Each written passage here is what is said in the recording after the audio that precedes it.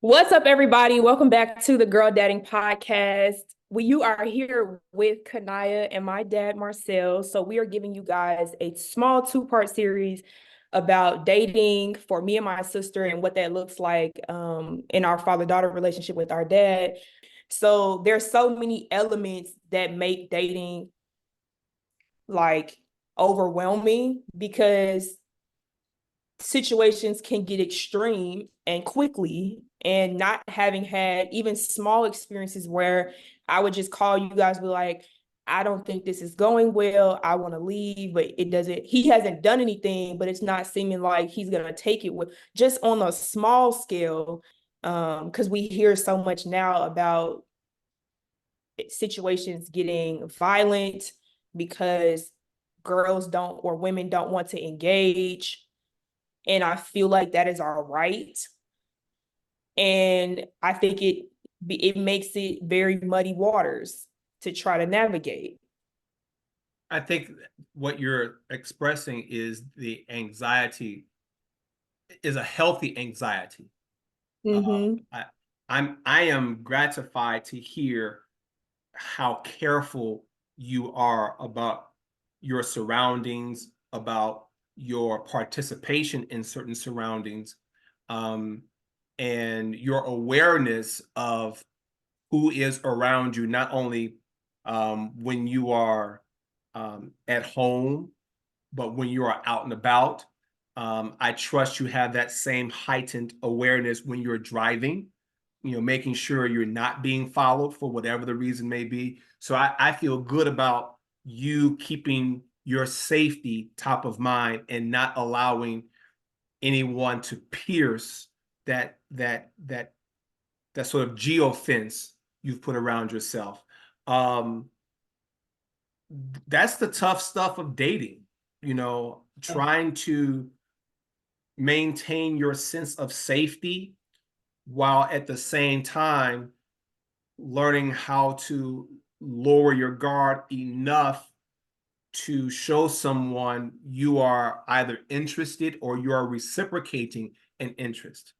Um, that's, your mother and I have an advantage in that we met at church. And Right. so we have a level of comfort and safety because of where we met. I wasn't trying to drop a line on her or buy a drink. I wasn't scoping the walls to see all the honeys that may have been holding up the walls or checking out the dance floor. You know, so I didn't meet her at a meat market. Um, that's not your experience. It may be your experience, who knows? But yes, when you're trying to maintain your own sense of safety while also trying to engage with people you don't know, with whom you're not very comfortable, yes, that is a very tricky balancing act to execute.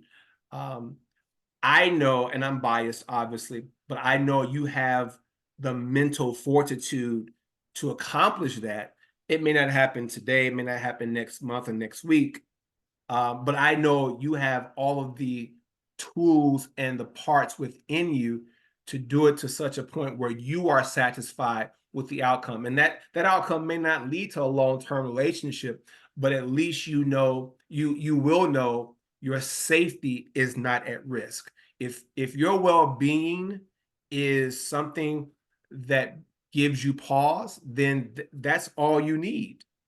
That's all you need to know. This is not something that's going to work out because I don't feel comfortable. If you're constantly on edge around someone, that is your warning sign. This is Yes. not something that I need to be involved in. So I feel good about where you are, what you have articulated in terms of your awareness, and that's going to serve you well. That is true. That is a tremendous asset. It is not a liability.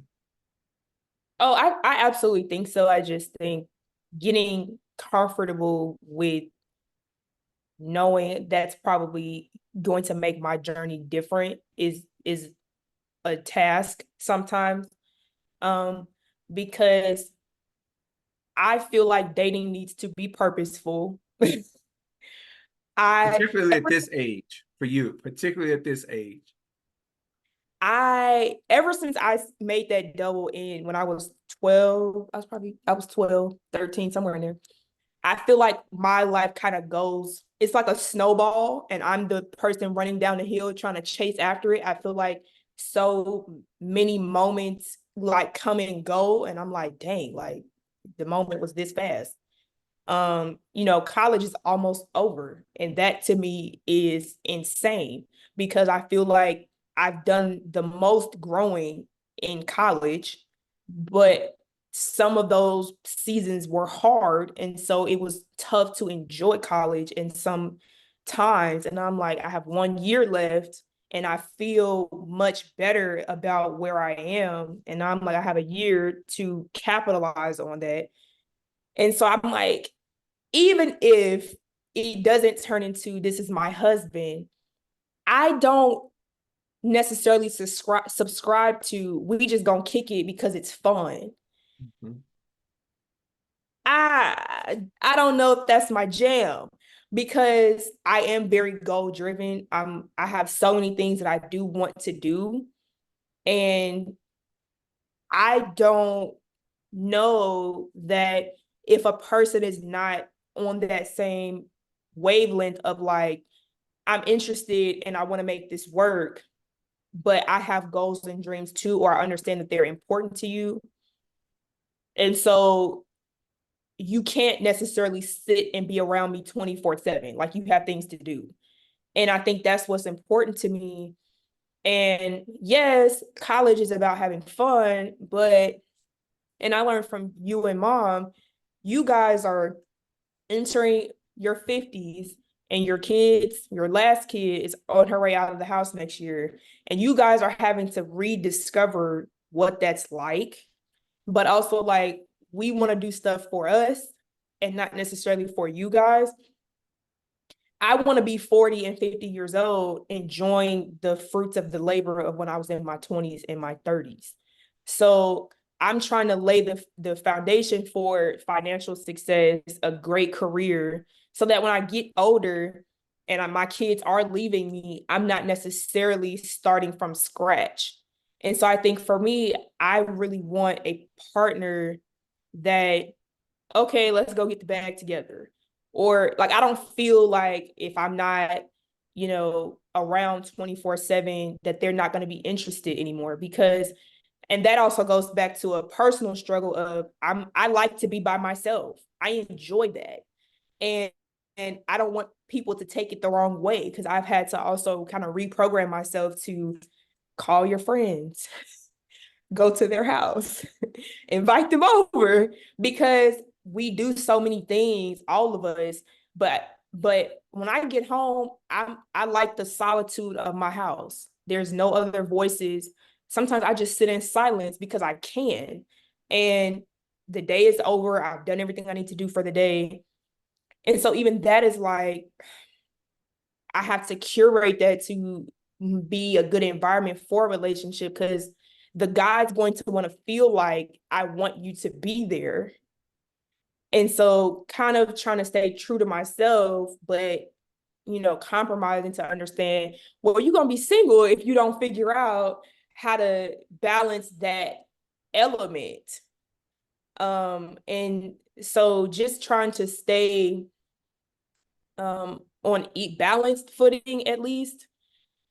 So, people are like, well, you don't have to find your husband now. I'm like, yeah, but my dream would be we're together for years before I'm getting married. Not necessarily like 10, more like right now I'm 20. I would say 4 to 5 before I get married, because I need to see a lot every season, or as much as possible, before I'm talking about, okay, this is the person I'm going to spend my life with. When I'm 30, like you were just saying, that's probably going to change because I do have aspirations of being a mom. And so once that timeline starts to shorten, now we got to talk about some other things. But for right now, I need somebody that's, willing to kind of meet me where I'm like, we both need to be in grind mode, because I feel like one or the other, that's kind of how resentment starts. And you're like, well, you took off before me, or you're not here or you're not available. And I think just trying to navigate that is difficult. So at first, it was hard because when I was like 17, 18, most of my friends had serious boyfriends. And then sometimes you're just like, but I want to hang out with my friend, not you and him. Mhm. But I know I probably be the same way. So you kind of just like, I understand. But as I started to get older and my friends, that started to change, and I would have friends kind of say, well, we're not aligned on this or whatever. I felt better because I felt like, okay, that means I'm not crazy for feeling like maybe we're not aligned and that's not going to work right now. Yeah, one of the things that I've heard you say between the lines, and I want to encourage it, is the idea of being honest with your expectations. You know, and that if you're going to have high standards, or if you're going to have standards, I don't want to necessarily call them high or low, but if you're going to have standards, very important for you to feel comfortable in being honest about having those standards. All the things you've just discussed and the things on which you've elaborated. Um, the young men in whom you express or find an interest, they need to know those things. I'm not suggesting those are first date conversations, but those are things, those are screening and filtering principles and standards that you need to sort of gauge early on. Um, you know, I'm a firm believer when you're in high school, if you have a girlfriend or boyfriend, that's okay. It's good, I guess. I mean, I had one and I enjoyed having a girlfriend in high school. We're not married. Um, I think having high school boyfriends and girlfriends is cool.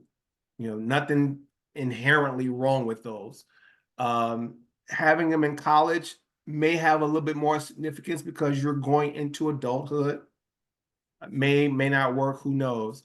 But I think once you get to be, 21, 22, um, I don't think people should date and have boyfriends just for the sake of dating and having boyfriends. I think I that, concur. And yeah, most people my age be like, girl, no, I think at that age, where you are now, you need to keep that long-term perspective in mind. Because but I also think that that comes with if you have a long-term goal or vision of what you see your life being. As there are a lot of girls and guys that probably are like, I don't know what I want the next 5 to 10 years to look like. So you being here now and we'll figure it out is okay. And that's totally fine. It's just for me, I've already kind of dreamed and desired and prayed about, I want these things within these increments of time. So that is not the lifestyle that works for me. right. And I think that more times than not, girls feel that way, but maybe not guys. Why do you They're say I think I've experienced more guys, not to say this is a bad thing, but more guys who are just like college is fun. I think I've experienced more guys who are like, I'm trying things. I'm not sure necessarily what I want professionally, where I may want to be as far as living. A lot of my girlfriends are like, this is what I want to do post college, whether it's a degree, where I want to live, what industry I'm trying to work in, you know, those kind of so they've been able to kind of express, well, this is what I'm looking for in a guy. I think if guys and girls, but if you don't know where you're trying to go, you might not know what that ideal partner looks like. So it is not as much of a um not task, but more of like an extra, yeah, like an extra thing to do, or Because it's not a bad thing, but it doesn't seem like I don't need this because you don't really know what you're looking for. I think for me, knowing this is where I want to go, and if it's up to me by this time, I can kind of weed out earlier. This is not really my jam, right? So, not really, but that's the other thing of at this age, what does that compromise look like? Because if you don't have a lot of options, either you're gonna be by yourself or you're gonna figure out how, do you kind of navigate that. But I think, and this kind of goes to my upbringing, our family has a lot of strong women. We don't have a lot of men, right? You and my super little cousin are one of the few men that did not marry into our family. Um, you talked about how your dad wasn't in the home. And so, like my aunts, not seeing what I saw growing up, my aunts are very strong, get things done. I have figured out how things work for me. And I like to operate that way. I kind of picked up on those things of if you're not here to help the cause, it's hard for me to continue after a while to feel like, okay, this is going somewhere. I kind of feel like certain things need to be discussed early because if we're not on the same page, let's not stand on ceremony. Let's not belabor the point. If you don't agree and I don't agree, then let us release one another to find what we need because that to me, time is precious. Mm-hmm. I'm And with you. I don't want to feel like this person's not happy because they're here because they feel like I'm not going to be, as much as I don't like being rejected, I appreciate people who could be like, you know what, this is what it is. I don't think this is going to work because it prevents me from getting further invested, getting my hopes up, and then you kind of just be like, yeah, well, I decided it's a no. When we could have talked about that 2, 3 months ago. Mm-hmm. Um, and so I think that's that's part of it because you don't want to give the wrong impression. I think the other aspect of dating is the sexual intimacy, which, you know, that's something that our generation or my contemporaries have experience in, which is not a bad thing. I am not one of those people. So for me, noticing, okay, this is something that I can't bring to the table really, that kind of a lot of times eliminates options for me because there are some guys and girls who don't put a lot of stock in that. And again, that's okay. That's the prerogative that they have, and nothing is wrong with that. That is hard for me. That comes with emotional connection, emotional safety, like physical, like literal safety. And because I am kind of like, okay, why are you talking to me? Um, it takes a while for me to get there. So even kind of feeling like it's gonna be a struggle because I require something to get like you can't just show up and be like, that's how that's gonna go, because it's not.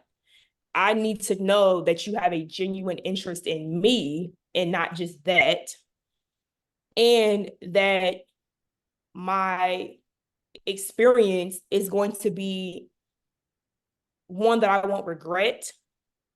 It might not necessarily be enjoyable for whatever that means because I don't know what I'm doing for the first time.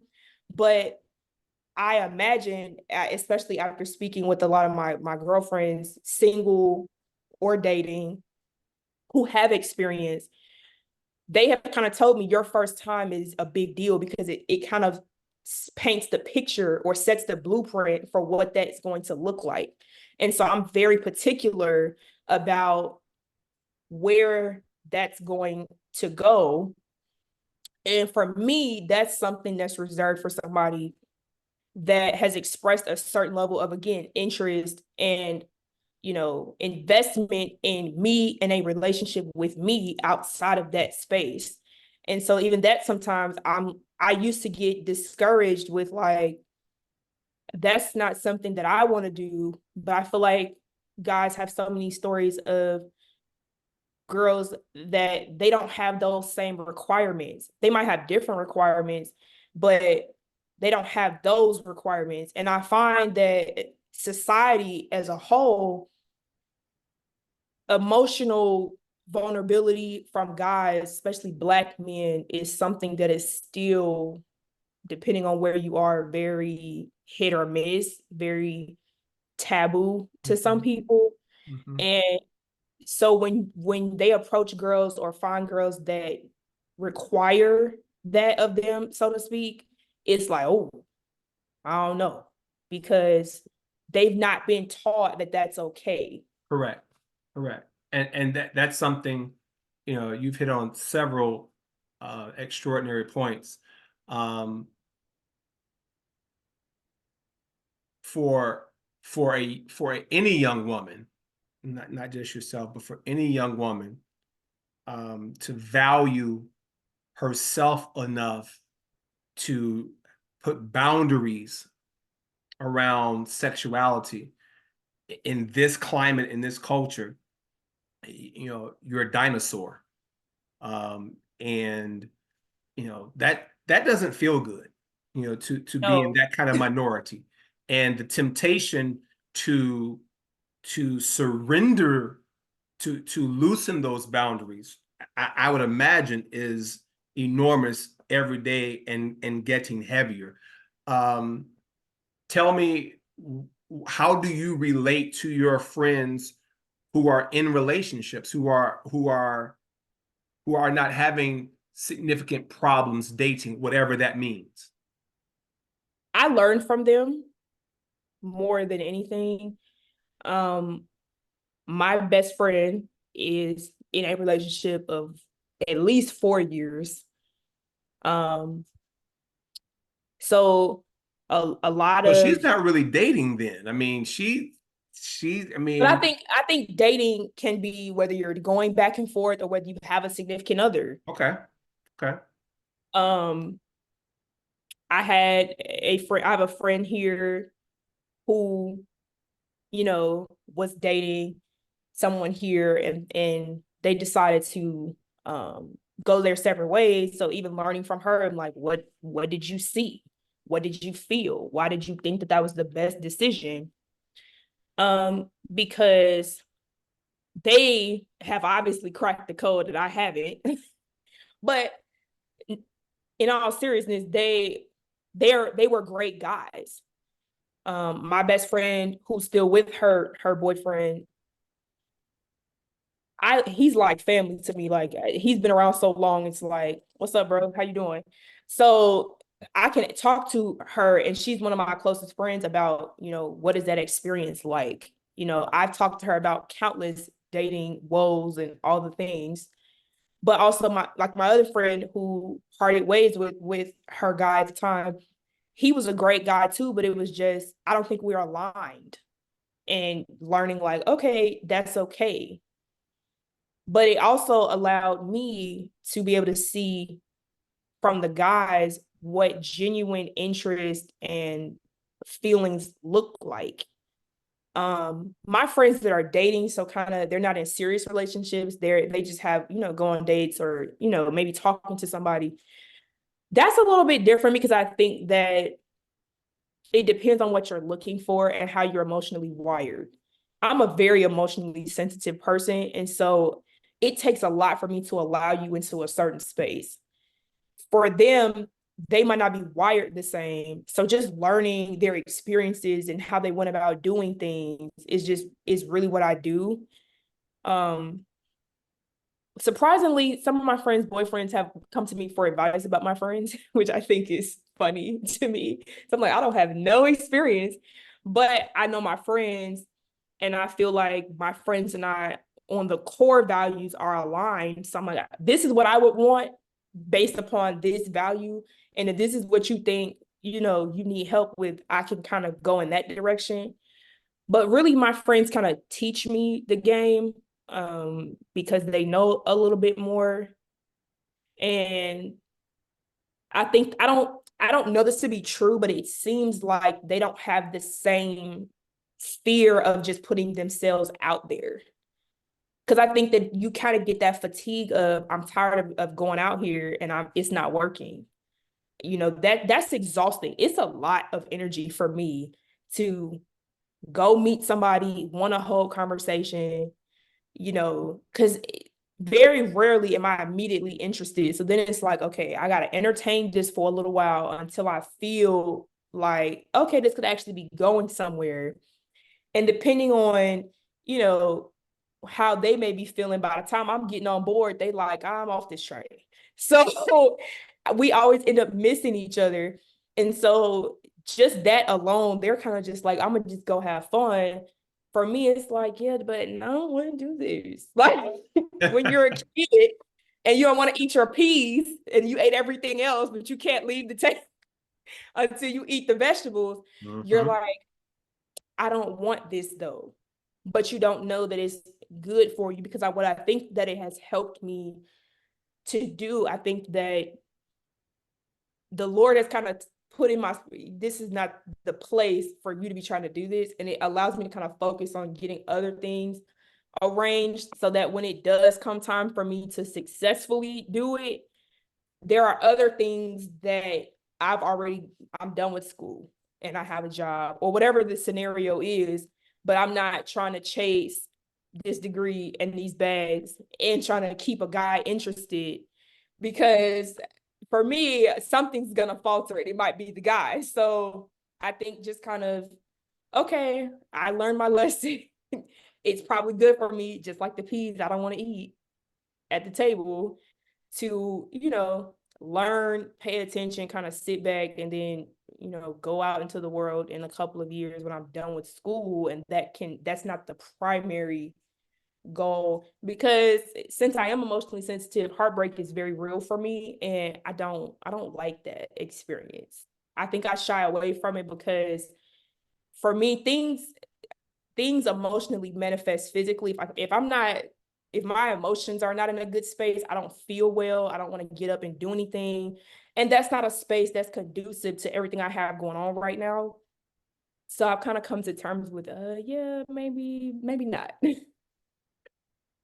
Do you foresee yourself talking to me more as you go through these next 3 or 4 years and trying to find that happy space in dating?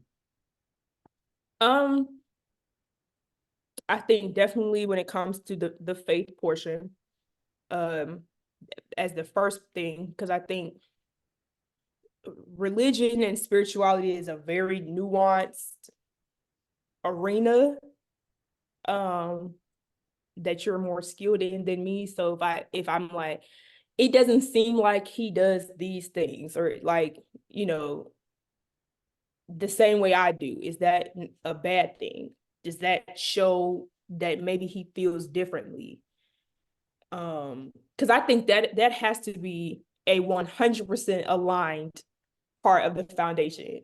I think there are other things, like if I'm a night owl and he's a morning person, you can figure that out.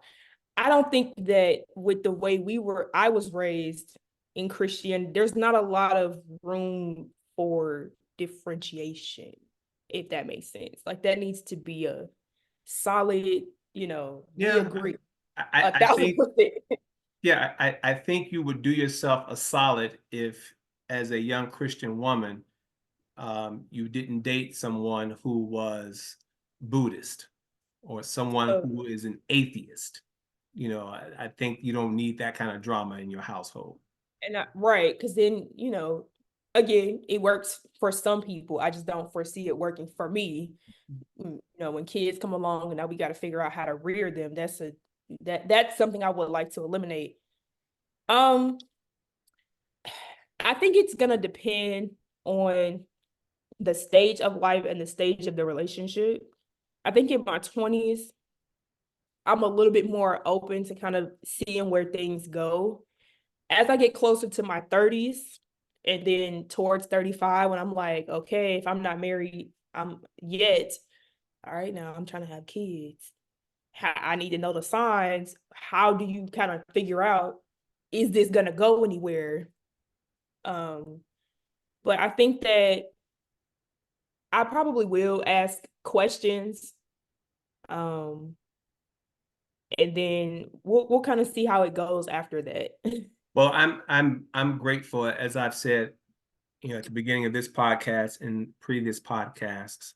Um, you and I have the kind of relationship where you can ask me questions and you can bend my ear and pick my brain, and I can do likewise. I want to be as available to my children as they need me to be.